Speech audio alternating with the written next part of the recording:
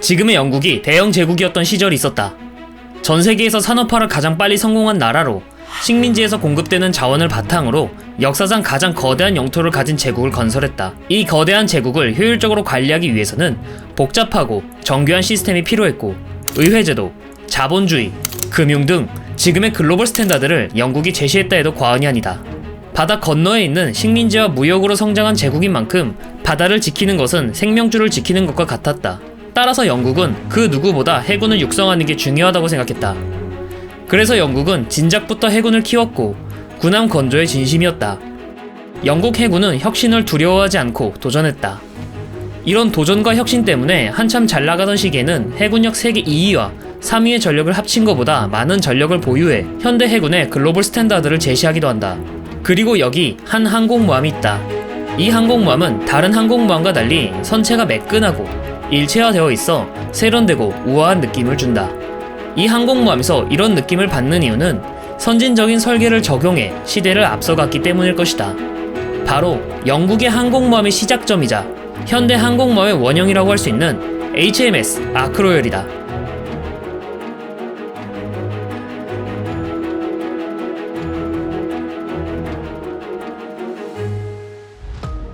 항공모함이란 무엇인가? 라고 물어본다면 넓게 깔린 갑판에서 항공기를 이함시키는 군함이라고 얘기할 것이다. 하늘을 나는 항공기는 어떤 군함보다 빠르게 그리고 멀리 날아갈 수 있었고, 거함 거포의 시절에도 함대의 눈으로서 그 가치를 인정받았다. 따라서 이 시절 항공모함은 최대한 짧은 시간 내에 많은 항공기를 이함시켜 가능한 넓은 범위를 빠르게 수색할 수 있는 방향으로 발전하였다. 지금 보면 웃음벨이라고 느껴질 수 있는 3단 갑판은 바로 이런 고민에서 등장했던 거다.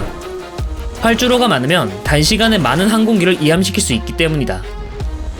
하지만 육상과 달리 해상에서 항공기를 운영하는 건 쉽지 않았다. 처음에는 전함의 함상 위에서 테스트했고, 그 뒤에는 있던 군함을 개조해 갑판의 활주로를 넓게 깔아 테스트를 했다. 이렇듯 1920년대에서 30년대에 등장한 항공모함들은 거의 모두 개조 항공모함이라고 해도 될 정도였다. 개조 항공모함이란 원래부터 있던 선박을 개조해 항공모함으로 용도 변경한 군함을 말한다. 예를 들어 CV-1 랭글리의 경우 석탄 운반선을 개조해 만든 항공모함이었고, 커레이저스급 항공모함 또한 커레이저스급 순양전함을, 카가는 토사급 순양전함을 용도 변경해 만든 군함이었다. 이때는 항공기의 역할은 딱 정찰 정도였고, 굳이 항공기를 운영하는데 전용 군함까지 만들어야 하는 생각을 하기도 했기 때문이다. 물론 테스트를 위해 HMS 허미즈를 건조하긴 했다만, 건조할 바에는 그냥 작은 거 하나 만드는 게 싸게 먹히니 건조한 것에 가까웠다. 이 개조 항공모함들의 특징을 하나 말하자면 경납고의 위치가 선체 위에 있다는 점이다. 이를 알기 위해선 군함을 건조하는 방식을 이해할 필요가 있다. 군함은 선체를 먼저 만들고 무장과 장비 등을 얻는 방식으로 만들어진다. 가령 전함 같은 경우 드라이도크에서 선체를 제작한 다음 선체 제작이 완료되면 도크 밖으로 나와 포탑이나 대공포 등을 장비하는 개장 작업을 하게 된다. 이때 개조 항공모함들은 전함의 포탄이나 대공포 등을 제거하고 선체 위에 기둥을 세운 뒤 넓게 갑판을 깔아 항공기가 이착함할 수 있게 만든 거다. 대표적으로 영국의 커레이저스급 항공모함, 이글급 항공모함, 그리고 일본의 카가, 아카기 등이 이런 방식이었다. 이들은 태생의 항공기를 경납할 목적으로 만들어진 것도 아니었기도 했고, 이미 만들어진 선체를 완전히 뜯어 고치기에는 여러모로 어려웠기 때문에 그냥 만들어진 선체 위에 경납고와 항공갑판을 만드는 게 훨씬 더 효과적이었기 때문이다. 미국의 경우 이 구조가 경납고를 넓게 뽑는 데 유리하다는 걸 알게 되었고, 일부러 선체 위에 경납고를 만들어 최대한 넓게 빼고 외부와 개방되어 있는 개방형 경납고를 만들었다. 게다가 항공기 기술의 눈부신 발전으로 날아다니기만 해도 감지덕지였던 항공기에 폭탄을 탑재하고 전함의 포탄보다 더 멀리 날아갈 수 있게 되면서 함대의 눈이었던 항공모함은 점점 함대의 주먹이 되어 항공모함의 몸값은 오르기 시작하였다. 이 뜻은 항공모함도 전함처럼 호위함들을 대동해야 한다는 거고, 호위함을 대동하는 만큼 전천 후 어떤 상황에서도 이착함을 할 수 있어야 했다. 이 부분에서 개조 항모와 개방형 경납고를 가진 항공모함은 약점을 드러낸다. 이들의 경납고와 갑판은 얇고 가벼워 폭격이나 황천 등의 뒤틀림에 약했다. 이걸 보완한다고 기둥을 튼튼하게, 갑판을 두텁게 한다면 무게가 증가했고 선체 무게중심이 올라가게 되어 안정성에 문제가 발생하기 때문이다. 안 그래도 북해는 거친 바다로 유명했고 거기에 더해 전세계 바다에서 활동하는 영국 해군은 개방형 경납고 설계로 인한 비전투 손실은 피하고 싶었다. 영국은 어떻게 하면 이 문제를 해결할 수 있을지 고민했는데 얼마 지나지 않아 해결 방법을 고안해낸다. 경납고와 갑판을 선체에 얹는 게 아닌 선체 내부에 경납고를 품는 방식이었다. 단단한 용골과 프레임이 버티고 있는 선체는 설계만 잘한다면 폭격이나 황천 등의 외부 스트레스에서 가장 안전했기 때문에 효과적으로 항공기를 보호할 수 있었고, 선체 내부에 경납고를 품는 이상 파도와 해풍 등의 녹쓰는 문제에도 비교적 자유로웠다. 이에 영국은 선체 내부에 경납고를 품는 방식의 항공모함을 건조하는 계획에 착수했고, 마침내 1937년에 건조가 완료된다. 오늘의 주인공, 아크로열 말이다. HMS 아크로열, 만재 배수량 27,720톤, 전장 240m, 폭 29m, 출력 102,000마력 31노트, 무장 4.5인치 2연장 양용포 8기, 4연장 40mm 대공포 4기, 장갑 측면 최대 114mm, 갑판 최대 3.5인치, 항공기 최대 60기이다. 아크로열은 동시대에 존재한 항공모함과 달리 매끈한 일체형 형태를 가지고 있는 단일함으로 세계 정세가 불안정한 가운데 태어난 군함이다.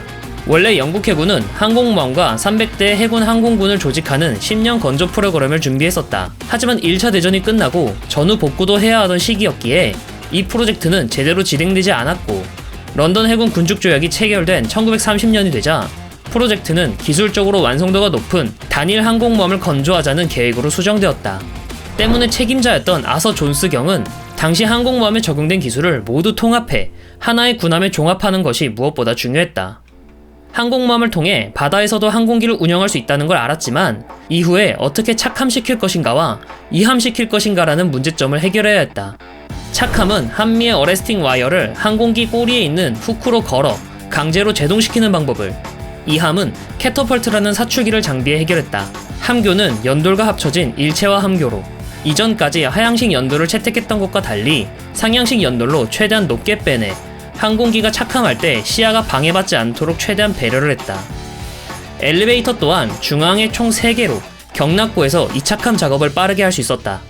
선수 디자인 또한 다른 군함과 달리 인상적인데, 이 시절 항공모함들을 보면 선수와 갑판이 이어지지 않고 개방되어 있는 모습을 보인다. 앞서 말했듯 이 당시 항공모함들은 선체를 제작하고 난 뒤 기둥을 세워 경납고와 갑판을 만들었기 때문에 선체 끝부분이 개방되어 있다. 그래서 보통 대공포 등을 증설하는 등 무장을 장비했다만 선수가 개방되어 있기 때문에 파도 등에 항상 침식되는 등 단점도 많았다. 하지만 아크로열은 애초부터 선체 내부에 경납고를 품었기 때문에 닫혀있어 침식 등에 더 강했다. 이는 선체도 마찬가지였는데 측면에 최대 114mm의 장갑을 둘렀다. 단순히 장갑만 두텁게 두른 게 아닌 장갑과 장갑 사이에 중유를 넣어 좀 더 효과적으로 포탄을 방어할 수 있었다. 그럼에도 6개의 보일러에서 뿜어져 나오는 10만 마력의 출력은 이 육중한 군함을 31노트까지 끌어올릴 수 있었다. 여기에 2기의 유압식 캐터펄트가 있어 60기의 항공기를 보다 빠르게 이함시킬 수 있었다. 경납고는 어떨까? 아크로열의 경납고는 상층과 하층의 이중 경납고로 이루어져 있었다. 앞서 말했듯 폐쇄식 경납고는 견고한 선체 내부에 경납고를 갖춤으로써 컴팩트한 사이즈를 가졌다.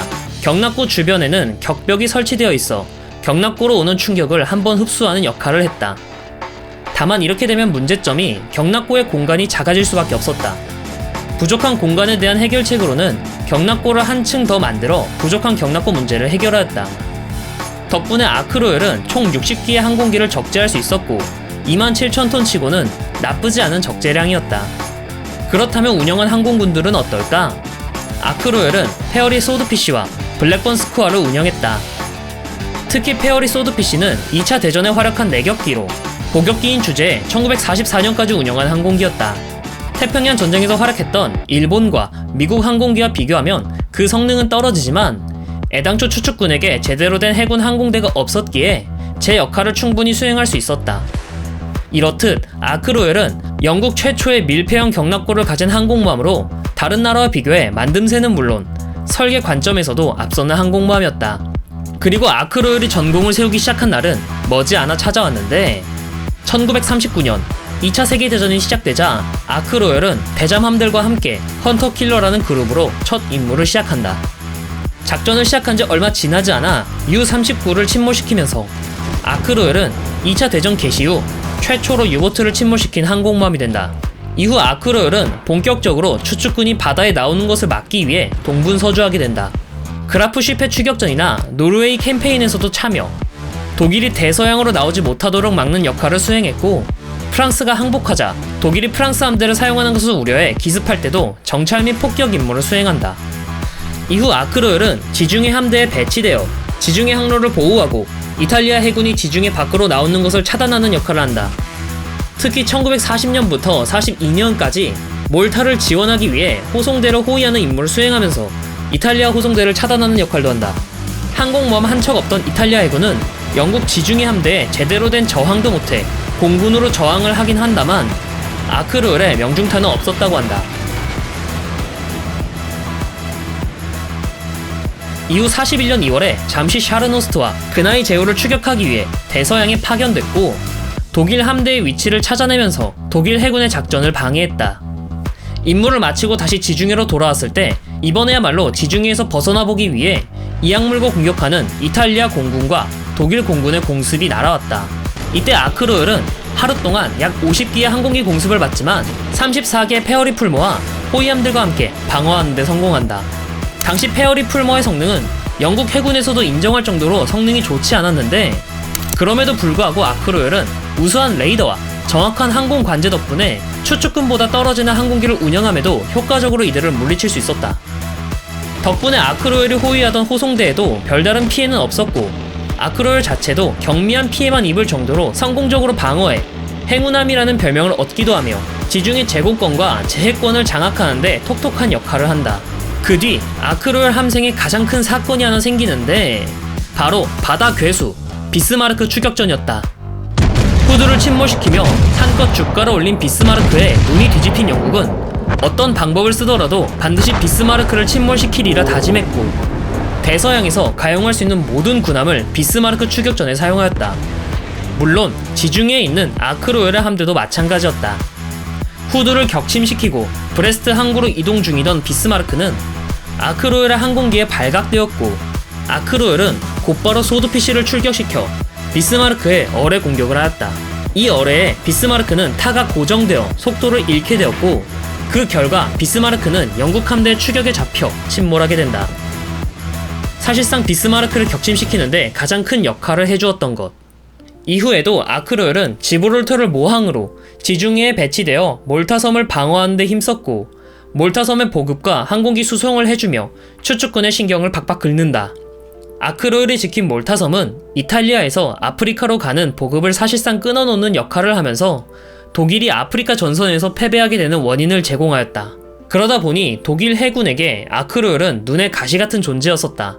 결국 히틀러가 직접 아크로열의 호송대를 유보트로 공격하도록 명령하였고, 몰타섬에서 호위를 마치고 귀환하던 아크로열은 U-81 유보트의 공격을 받았고, 이윽고 결국 침몰한다.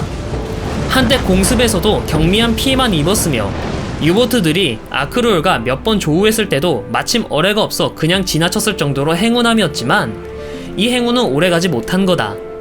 결국 아크로열은 어뢰 공격으로 인한 침수를 제어하지 못하고 결국 역사 속으로 사라진다. 여담으로 이때 당시 아크로열에서 살던 함재묘 샘도 아크로열 구조 과정에서 살아남아 언싱커블 샘, 불침묘 샘이라는 별명이 지어졌다고 한다. 이 고양이의 묘생이 참으로 기묘한데, 원래는 전함 비스마르크에서 살던 독일 고양이였다.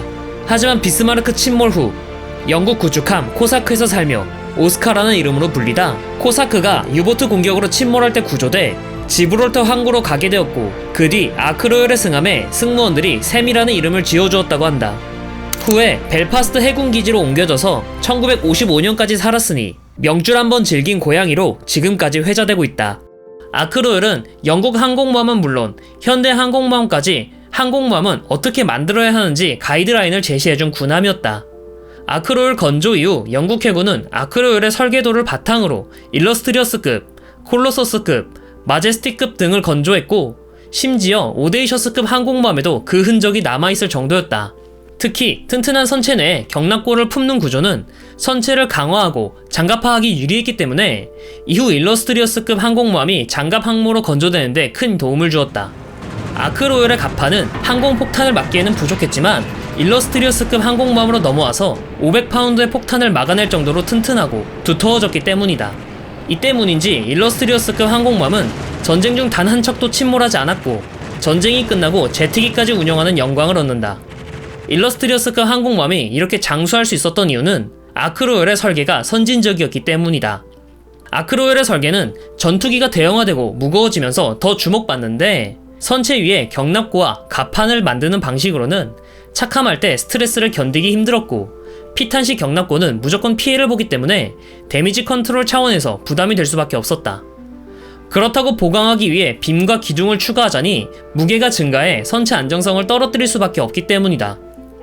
결국 미국도 미드웨이급 항공모함 이후 개방형 경납고 설계를 아예 폐기하고 선체 내부에 경납고를 품되 측면을 넓게 뚫는 방식으로 항공모함을 건조하게 되었고 오늘날 항공모함까지 이런 방식의 설계는 이어지게 된다. 시대를 읽고 가장 먼저 선진적인 설계를 도입한 아크로열. 비록 그녀는 유보트에 의해 침몰돼 2차 대전에서 끝까지 살아남지 못했지만 그 선진적 설계는 이후 영국 항공모함에 고스란히 전달되었고 오늘날의 항공모함까지도 이어지고 있다. 여담으로 아크로열이란 이름은 오데이셔스급 항공모함 2번함으로 계승된다. 원래는 이번함 이름은 이리지스터블이라는 이름으로 건조되려고 했으나 건조 예산이 삭감되어 4척이 예정되어 있던 건조 계획은 2척만 건조할 수 있게 돼 침몰한 항공모함을 계승해야 한다는 의견이 제시되었던 거다. 이에 1번함은 이글, 2번함은 아크로열로 정해지면서 오데이셔스급 항공모함인데도 불구하고 오데이셔스라는 이름은 어디에도 없는 재밌는 상황이 벌어진다. 이후 인빈시블급 항공모함 3번함의 이름으로 한 번 더 계승되면서 아크로열은 2011년까지 복무한다.